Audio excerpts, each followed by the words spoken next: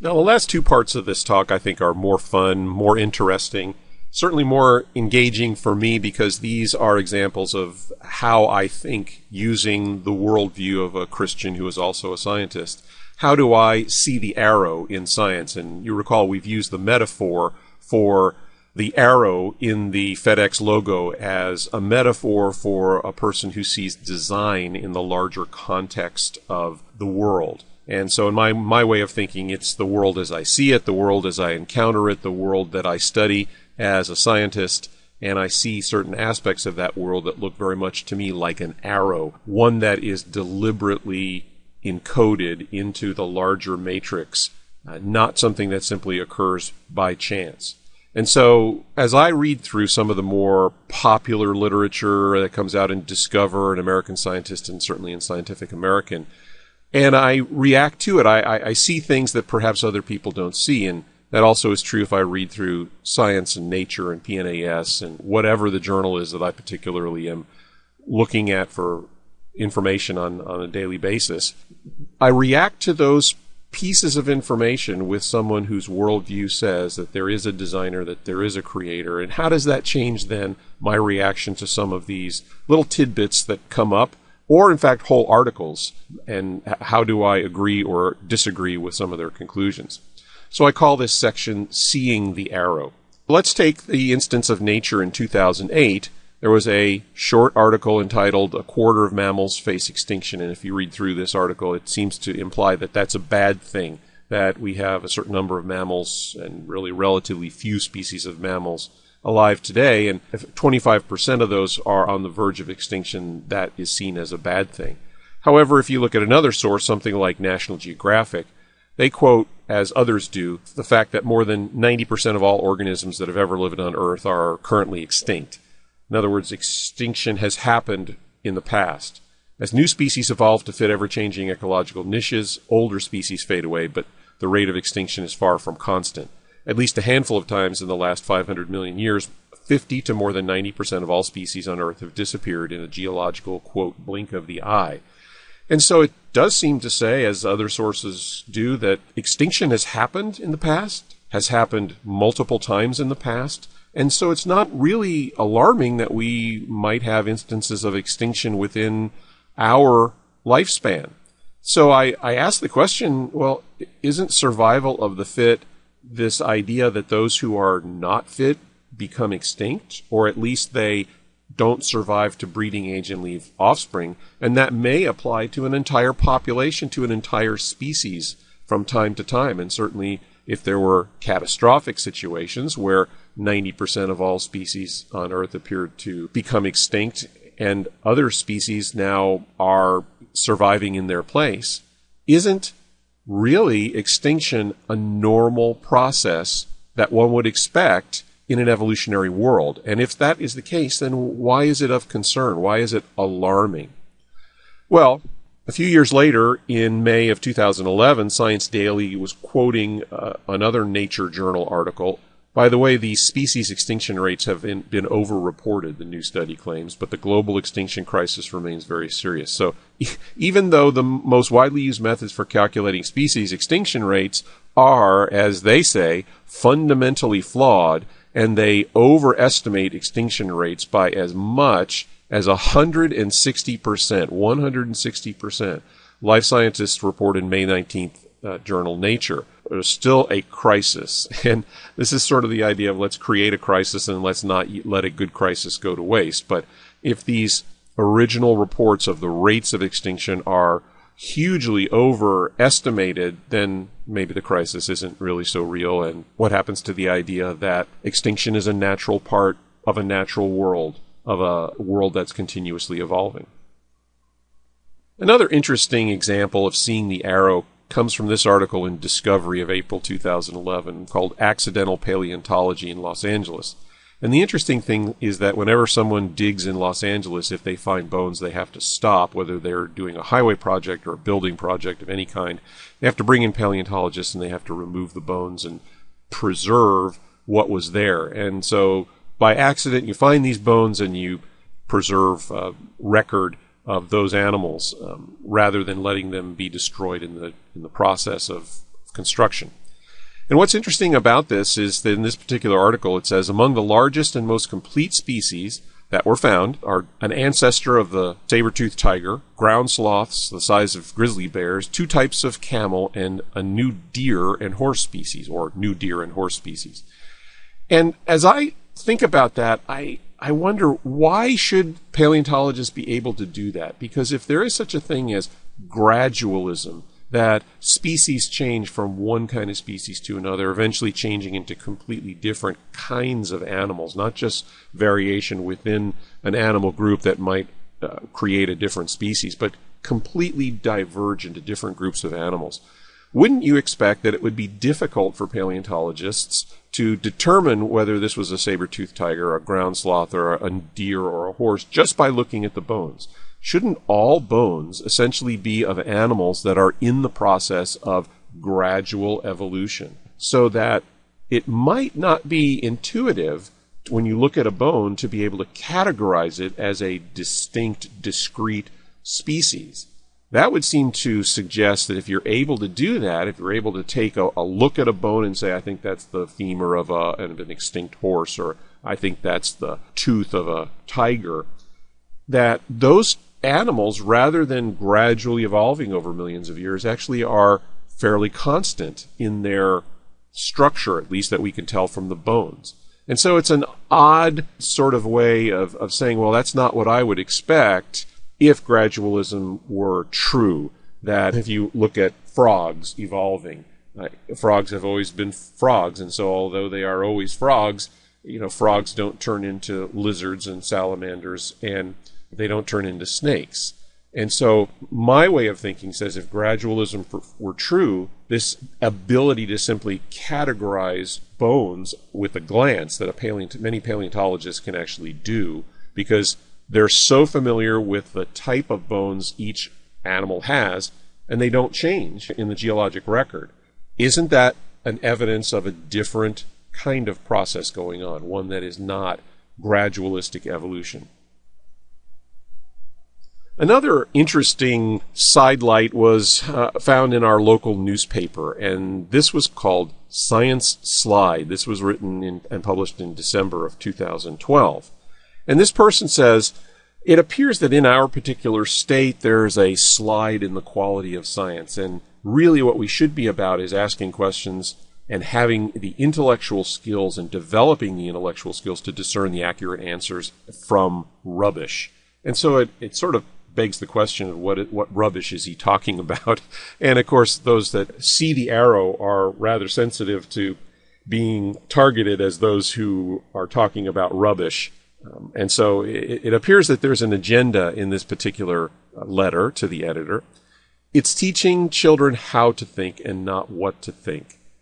And that makes me smile, because evolution is all about teaching children what to think and not how to think. And if it's how you think and how the reasoning works out, why, that should not at all be challenged in the evolutionary mindset. So it's really ironic to hear this kind of verbiage being voiced in public. To fail to impart these life skills to our youth will make them shallower and more closed-minded. Now, I find that ironic, because if you are not teaching children how to think but what to think, I think it doesn't make them shallower and more closed-minded. I just think it makes them uninformed and simplistic. And that's the kind of person that you get who has been taught what to think about evolution. The world will be all the poorer for it. And we certainly think that that is the case with people who have been indoctrinated with the way of thinking of naturalism and evolutionary thought. That it's not about the skills to think and criticize. Those skills cannot be exercised in the realm of evolution, really. And it's about what you should think and what you should believe about that process. And so he says that it's a decline of science in our state. And tracking this back a little bit, I went back a little bit further and I said, well, what is this based on? It turns out that our State Board of Education was revisiting this decline in science education, or this, quote, decline, perceived decline in science education. And the State Board is expected to take another look, as it says here, in November next month, at a research report showing many elementary teachers have cut back or eliminated the time they spend teaching science. Did you get that? These are public school elementary teachers. They have cut back or eliminated time they spend teaching science, even though they still post grade cards which report a grade for a student in science, which is fine because they probably do some science.